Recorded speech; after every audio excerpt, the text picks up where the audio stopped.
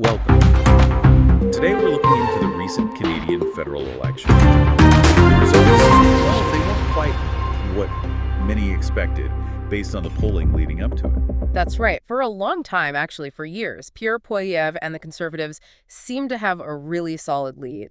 Their campaign focused heavily on critiques of the Liberal government's economic record under Justin Trudeau. And yet, come election day, it was Mark Carney leading the Liberals who came out on top, becoming prime minister back in March after Trudeau stepped down. Quite a turnaround. A remarkable turnaround, yes. So the big question we're exploring is, what happened? How did that shift occur? To get a handle on that, let's start with Mark Carney himself. His move into frontline Canadian politics was fairly recent, wasn't it? Extremely recent in political terms. He only launched his bid to replace Trudeau as Liberal leader back in January, so it was a very rapid ascent to the Prime Minister's office. But he wasn't exactly an unknown quantity. Oh, definitely not. While he might be seen as, let's say, a political novice in terms of running for office, his background is anything but lightweight.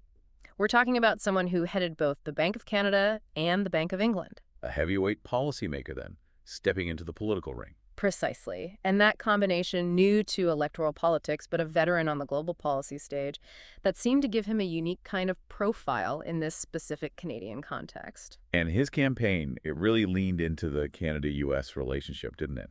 Positioning himself almost as the anti-Trump candidate. Yes, that became a central theme, how Canada should navigate its relationship with the United States under President Trump. It gained a lot of traction. There seemed to be a public perception, or at least the campaign aimed for this, that Carney offered a more measured, serious tone.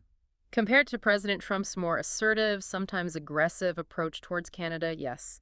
Carney conveyed a sense of seriousness, maybe even defiance against some of those overtures. And maybe that pragmatic centrist approach hit the right note.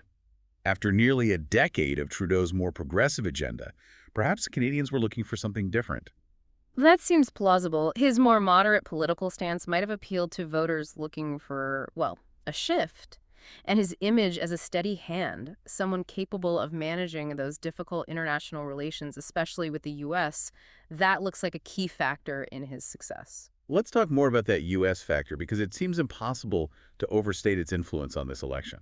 Absolutely central. The sources really emphasize that the relationship with the U.S. under President Trump became the dominant issue. We saw tariffs imposed, these repeated suggestions about annexation. I mean, even on Election Day itself, Trump was posting on social media about the supposed benefits of Canada becoming the 51st state. Right. It wasn't just background noise. It was consistent pressure, creating a very specific atmosphere for the election. And Carney addressed this head-on. He did, very directly.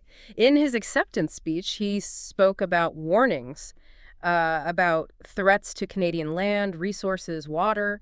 He characterized Trump's approach as trying to, quote, break us so he can own us. Strong words. Very.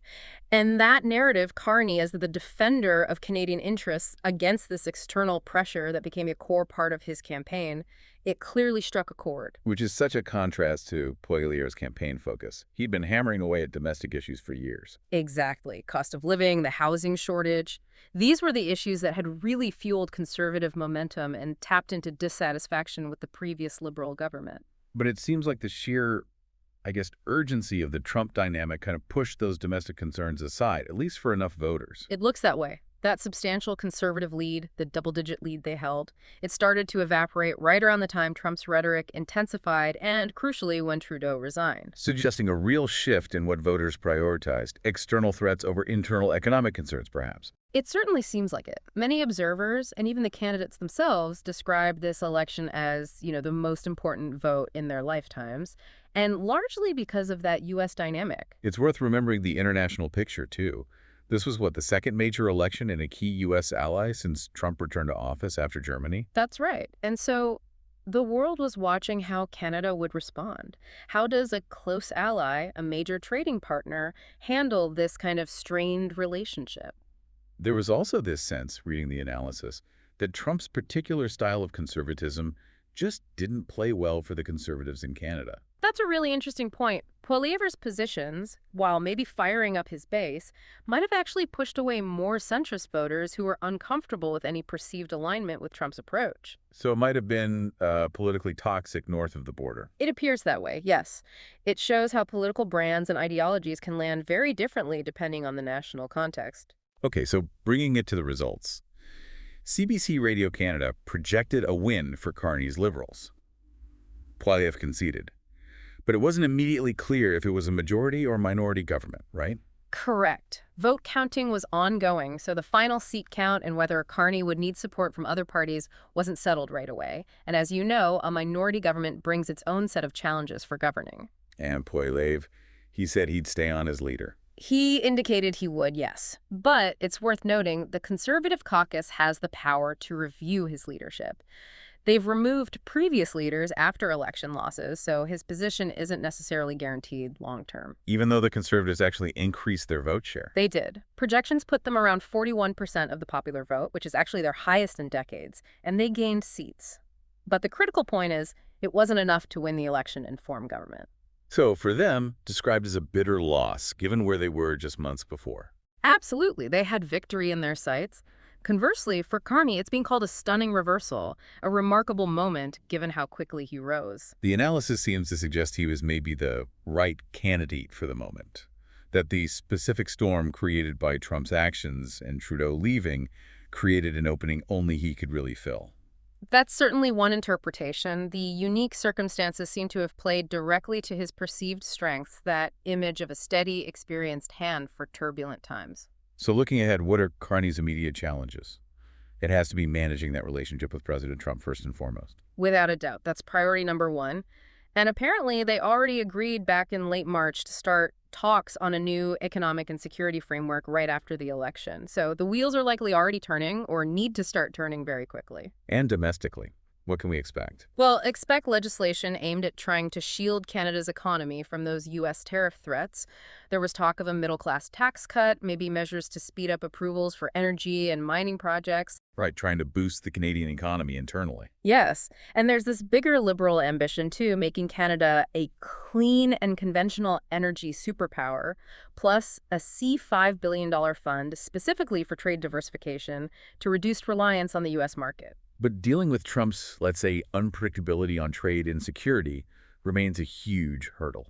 A massive challenge. Carney needs to show that his economic expertise can actually translate into better growth and lower unemployment for Canada, which has been sluggish. And there's this idea that Canada might start looking more towards Europe as a potentially more reliable partner. That's been suggested. It could offer some stability, but it could also potentially complicate the U.S. relationship even further if it's seen as a deliberate pivot away. And there's that looming deadline on auto tariffs. Yeah. Early May. Yes, that puts immediate pressure on. Getting into trade talks quickly with the U.S. is crucial to try and head off those tariffs. Canada's economy is so heavily reliant on exports to the U.S., especially in the auto sector.